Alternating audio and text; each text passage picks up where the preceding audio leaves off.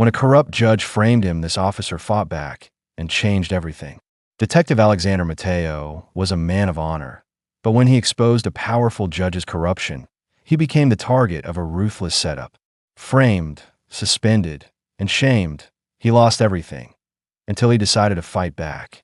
Risking his life, he uncovered a web of bribery and injustice that shook the entire legal system.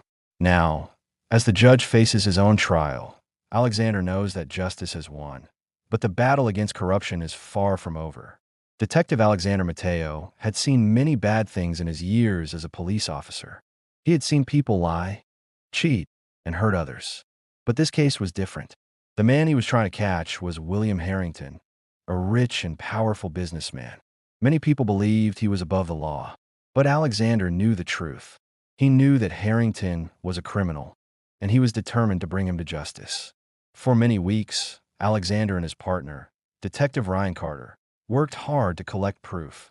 They watched Harrington's movements, listened to secret conversations, and looked through financial records. They knew Harrington was behind many crimes, but they needed clear evidence. Finally, they had enough. They had proof that Harrington was not just a businessman. He was the leader of a terrible crime. One evening, as Alexander sat at his desk reading a report, Ryan walked in and dropped a file in front of him. Ryan smiled and said, "We got him." Alexander opened the file. His heart beat faster as he looked at the documents. There were bank records, secret messages, and video evidence. This was everything they needed. He looked up at Ryan and said, "We arrest him tonight." They acted fast. A team of officers surrounded Harrington's large house. The house had big gates and security cameras, but that didn't matter now. Alexander knocked hard on the door and shouted, "William Harrington, this is the police. Open the door." There was silence. Then, after a few moments, they heard footsteps. The door opened, and there stood Harrington, wearing a fancy robe. He looked calm, as if he had been expecting them. He looked at Alexander and then at the officers behind him. With a small smile, he said, "Detective Mateo, what brings you here at this hour?" Alexander did not waste time. "William Harrington, you are under arrest," he said firmly. Harrington did not seem surprised. The officers stepped forward, grabbed his arms, and put handcuffs on him. As they locked the cuffs, Harrington let out a small laugh. "Do you really think this will work?" he asked. "You don't understand how the world works, do you?" Alexander held Harrington's arm tightly and led him towards a police car. He looked him in the eye and said, "No, you don't." The arrest was easy, and the evidence was strong. The police filed the charges and spoke to witnesses. Everything seemed to be going well. For the first time in weeks, Alexander felt hopeful. He had done his job, and he had done it right. But deep inside, he had a bad feeling. The case was given to Judge Richard Calloway. This was where the real fight would begin. Calloway was a very powerful judge. He was known for helping rich men escape punishment. Many cases have been dismissed under his rule. He was a man who cared more about power than justice. Days later, Alexander sat in the courtroom. Harrington's expensive lawyers were getting ready, looking confident. They smiled as if they already knew the outcome. The trial had not even started, but Alexander could see how things were moving. This was more than just a case. It was a battle. Harrington sat at the defense table. He wore a perfect suit and looked like a businessman at an important meeting. He did not look like a man who was in trouble. His small smile never left his face. Judge Calloway looked at his papers, then adjusted his glasses. His face was calm, with no sign of emotion. He tapped his gavel on the table and said, "Let's begin." Alexander looked at Harrington across the room. He was not afraid. The fight was just beginning, and he would not back down. Justice was not about money or power. It was about truth. And Alexander Mateo would not let the truth be ignored. The courtroom was silent as Judge Calloway looked over the papers before him. His face was blank, his hands steady. He cleared his throat and tapped his gavel lightly on the table. "After reviewing the evidence presented, I find that it is insufficient to move forward with this case. The charges against William Harrington are dismissed." The words hit Alexander like a punch to the stomach. He sat frozen in his seat, unable to believe what he had just heard. Ryan, sitting beside him, whispered, "What? This can't be happening. We have everything. The proof is solid." Harrington's lawyers exchanged satisfied looks. The businessman himself leaned back in his chair, a small, knowing smile on his face. He didn't even try to hide it. Alexander stood up. Your Honor, with all due respect, we provided clear evidence. There are documents, phone records, and video proof. We have multiple witnesses. Judge Calloway raised a hand to silence him. Detective Mateo, while I appreciate your efforts, the evidence is weak. It lacks credibility. The prosecution has failed to meet the burden of proof required in this court. Case dismissed. A loud murmur spread through the room. Some reporters in the back quickly scribbled notes. The officers who had worked on the case looked at each other in disbelief. Alexander's jaw tightened. He could feel the anger building inside him.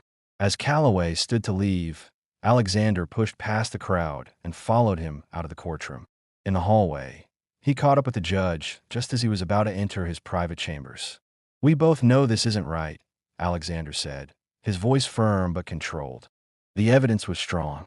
You dismissed this case without a real reason. Calloway turned to face him. His expression was calm, as if he had expected this. Detective, be careful with your words. The law is not as simple as you think. Alexander took a step closer. No, it's not. Especially when people like you twist it to protect criminals. Who got to you, Judge? Was it Harrington? His people? How much did they pay to make this go away? Calloway sighed and shook his head. You're a good officer, Mateo. Dedicated. But you're also naive. You don't understand how things work. There are forces bigger than you, bigger than me. You can fight all you want, but in the end, the system decides who wins. Alexander clenched his fists. Then maybe the system is broken. Calloway gave a small, cold smile. Then fix it, if you can. He stepped into his chambers and closed the door behind him. Alexander stood there for a long moment, his mind racing. Later that day, back at the police station, Alexander went straight to his captain's office. Captain Reed, an older man with graying hair and tired eyes, looked up as Alexander stormed in. I want to appeal the decision, Alexander said immediately. We can't let this go. Captain Reed sighed and rubbed his forehead. Mateo, I know how much this case means to you, but it's over. Calloway shut it down. There's nothing we can do. We can fight back, Alexander insisted. There has to be another way. Reed leaned back in his chair. Listen to me. I've been in this job a long time. I've seen cases like this before. Sometimes the bad guys walk free. It's not right, but it happens. Alexander shook his head. So we just let them? We let people like Harrington get away. Reed's face hardened. I'm telling you to be careful. You keep pushing, and you'll make enemies you don't want to make. There are people in power who don't like officers stirring trouble. Let this go. That's an order. Alexander stared at his captain, feeling anger, disappointment, and frustration all at once. He wanted to argue, but he knew it wouldn't change anything. Reed had already given up, but Alexander wasn't ready to do the same. As he walked out of the office, Ryan caught up to him. What now? His partner asked. Alexander took a deep breath. We don't stop. If they want me to let this go, that means we're closer to the truth than they want us to be. We find another way. Ryan nodded. I'm with you. Alexander looked back at the captain's office, then turned away. The system may have failed him today, but he wasn't giving up. He had started this fight for justice, and he wasn't going to let corruption win. Alexander sat in his small apartment, his hands resting on the table as he stared at the case files spread out in front of him. The glow from his desk lamp made the papers look old and worn. He was exhausted, but he refused to stop. His reputation, his job, and his mission were all on the line. He had spent years fighting for justice, and he wasn't about to let a corrupt judge destroy everything he believed in. Since the case was dismissed, Alexander had been digging into Judge Calloway's past. He read through old rulings, searching for a pattern. He found it quickly, case after case where powerful men had walked free, all because of Calloway's decisions. The judge had been doing this for years. Harrington was just another name on a long list. This isn't just one mistake, Alexander muttered to himself. This is a system. Ryan had been helping him when he could, but even he had warned Alexander to be careful. You're going after a judge, Ryan had said. This isn't a street criminal. He has power, connections. If you push too hard, he'll push back. Alexander knew his partner was right, but that didn't matter. If Calloway was letting criminals go free, someone had to stop him. But before Alexander could gather enough proof, something unexpected happened. One morning, he walked into the station, ready to continue his investigation, when two officers from Internal Affairs stepped in front of him. Their faces were blank, their voices cold. "Detective Mateo, you are under investigation for evidence tampering in the Harrington case. You are to surrender your badge and weapon immediately. You are suspended from duty until further notice." Alexander felt the world tilt slightly. For a moment, he thought he had misheard. "What?" he asked, his voice sharp. "That's a lie. I never tampered with anything." The officers didn't respond. One of them reached for Alexander's badge. He pulled back, looking around. The station had gone quiet. Other officers stood nearby, watching, but no one spoke. Some looked away. Others whispered to each other. Captain Reed stepped out of his office, his expression unreadable. He walked over slowly, his eyes heavy with something close to regret. "Mateo, go home," he said. "Don't fight this." Alexander stared at his captain, his heart pounding. "You know this is a setup," he said. "You know I didn't do this." Reed sighed. "It's out of my hands." That was all he said before turning and walking away. The Internal Affairs officers took Alexander's badge, his gun, and escorted him out of the station. He felt every eye on him. Some officers looked satisfied, others uncomfortable. But no one stepped in to help. No one spoke up for him. Outside, reporters were waiting. Cameras flashed as microphones were shoved in his face. "Detective Mateo, do you have a comment on the accusations? Did you plant false evidence? Are you guilty?" Alexander pushed through the crowd, ignoring the voices calling his name. His head was spinning. Just hours ago, he had been investigating Calloway. Now, he was being accused of a crime he didn't commit. The news spread fast. That night, Alexander sat in his dark apartment, watching as reporters talked about him on television. His name was dragged through the mud. A shocking revelation today as Detective Alexander Mateo, once praised for his integrity, faces serious charges. He turned off the TV and leaned back in his chair. His career was over. Even if he proved his innocence, his reputation was ruined. The department would never trust him again. The city would always remember his name with doubt. A knock at the door pulled him from his thoughts. He opened it to find Ryan standing there, hands in his pockets. "You okay?" Ryan asked. Alexander let out a dry laugh. "Do I look okay?" Ryan sighed. "I know this is a setup. They hit you because you got too close. But you can't give up." Alexander shook his head. "They took everything, Ryan. My badge, my name. Even if I fight back, who's going to listen to me?"